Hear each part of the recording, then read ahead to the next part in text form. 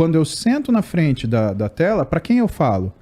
Eu falo pro Igor, eu falo pra pessoa que fala fake nerd, eu falo pras pessoas que se sentem provocadas. Sabe por quê, Igor?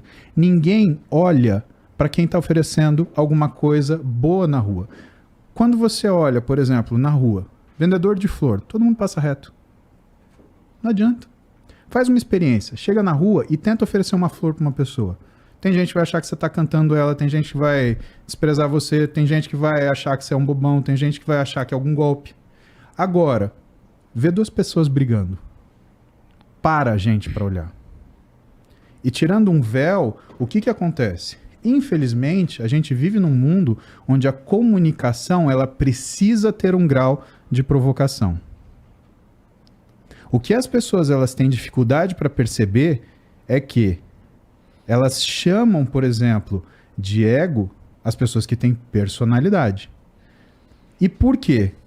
Porque, no geral, a pessoa gosta de quem? Gosta de quem fala aquilo que ela quer ouvir. Só que sabe qual é o paradoxo? Ela gosta da pessoa que fala o que ela quer ouvir, mas ela não procura saber o que ela está dizendo. Então a gente precisa ser provocativo, mesmo com risco de ofender. Por quê? Porque quando você busca a verdade, pode ser que você seja ofendido. E os princípios da liberdade, elas contam com a possibilidade de você ofender e ser ofendido. Mas por quê? Você não está querendo fazer uma agressão, você está querendo buscar a verdade. Essas pessoas são importantes. As pessoas que estão lá comigo e que dividem comigo o que é a forma da gente conversar, a forma da gente dialogar, é muito legal. Agora, as outras pessoas, elas não deixam de ser importantes. Elas são importantes também. E muitas vezes você só consegue chamar a atenção delas se você for provocativo o suficiente para aquela pessoa ir pensando para casa dela, mesmo que com raiva de você, mesmo que fazendo hatezinho, naquilo que você está falando. E raciocinar. E raciocinar coisas que são absolutamente óbvias, na verdade. Mas que, de certa forma, hoje, o óbvio precisa ser dito. Quando você olha, por exemplo, crítica, qual que é a diferença da crítica e da ofensa? Eu vou te mostrar. Crítica. Igor, tem uma marca de microfone que é muito legal, gostaria que você visse. Ofensa. Igor, esse microfone é uma porcaria. A crítica e a ofensa, elas só são parecidas porque elas sugerem uma ação. A crítica, pelo convencimento. A ofensa, pela raiva. Só que o problema é que a raiva escalona. E o maior problema é que todo mundo parte do pressuposto que tem a razão. Isso é um viés muito importante, é o viés da superioridade. A gente acha que a nossa opinião conta, só ela é verdade. E dentro da gente existe dois vieses importantes, que é o da confirmação. E que faz com que você só vá buscar aquilo que fale sobre a sua opinião. E o viés da convicção, que é o que fala só sobre aquilo que você acredita é importante, que fazem a gente fazer bobagem na nossa vida. A maioria dessas pessoas, elas precisam ser provocadas para não fazer bobagem. Às vezes, aquele menino que está falando fake nerd na internet, sabe o que ele está fazendo? Ele está louco para usar esteroide. Por quê? Porque todo mundo está em volta dele, está usando, e ele acha que isso está fazendo diferença. Ou então, um cara que ele admira muito, ele acha que ele está usando e ele acha que daquela forma ele vai fazer diferença. Vamos ser simples, vamos perguntar para todos os caras que são formadores de opinião. Você vai fazer a seguinte pergunta: treino e dieta é importante? Lógico. Ah, mas e o fulano? Não, o fulano é grande porque usa esteroide. Ah, então treino e dieta não é importante. Quem é a base? É o treino e dieta ou é o esteroide? Ou treino e dieta. Mas e o fulano? Ah, ele toma esteroide. Ué, e o treino e dieta? É esse raciocínio simples e óbvio que faz você ter que ofender às vezes, né? Provocar as pessoas para que elas pensem no que elas estão fazendo, para que elas não achem que existam soluções mágicas.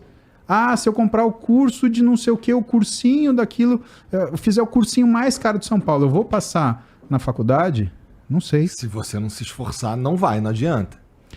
Se eu tomar esteroide, eu vou melhorar meu físico? Não sei, cara. Eu conheço mais gente que usa esteroide e tem um físico ruim do que gente que não usa e tem um físico bom. Então, mas aí eu acho que precisa voltar uma questão que é a seguinte: o que você comunicou às pessoas que causou esse retorno positivo das pessoas? Disso que você está falando, a reflexão que eu faço é o seguinte: o que você conseguiu comunicar que fez a diferença e o que você comunica que faz a diferença são alguns conceitos simples. Por exemplo, conceitos que você falou: treino, dieta. Você é isso que faz, por exemplo, aquela pergunta sua inicial. Parece que a física é uma coisa simples, ou parece que a ciência é uma coisa simples. É simples, sim. É simples se você conhecer os conceitos elementares que estão por trás daquilo, por trás daqueles problemas. Não é? Eu acho que você conseguiu transmitir hoje, observando o teu trabalho de tantos anos e pensando agora nessa conversa, que me foi muito esclarecedora a forma como a gente conversou aqui. Então eu vou te fazer um desafio, se você me permitir. Eu acho que você trouxe para o âmbito do exercício físico, se nós pudermos chamar assim, você trouxe conceitos elementares que não eram conhecidos das pessoas. Você chamou atenção para conceitos elementares. É a mesma coisa que chegar para um estudante de física e falar: você sabe o que é número? Você já pensou se você sabe o que é número? Você sabe o que é número? Eu faço uma boa ideia do que é número. Eu não tenho...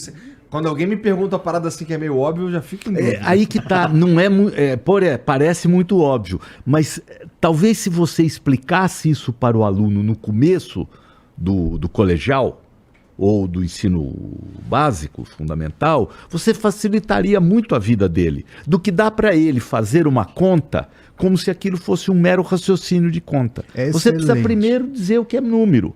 Você precisa primeiro dizer o que é conjunto. Você precisa primeiro dizer o que é álgebra.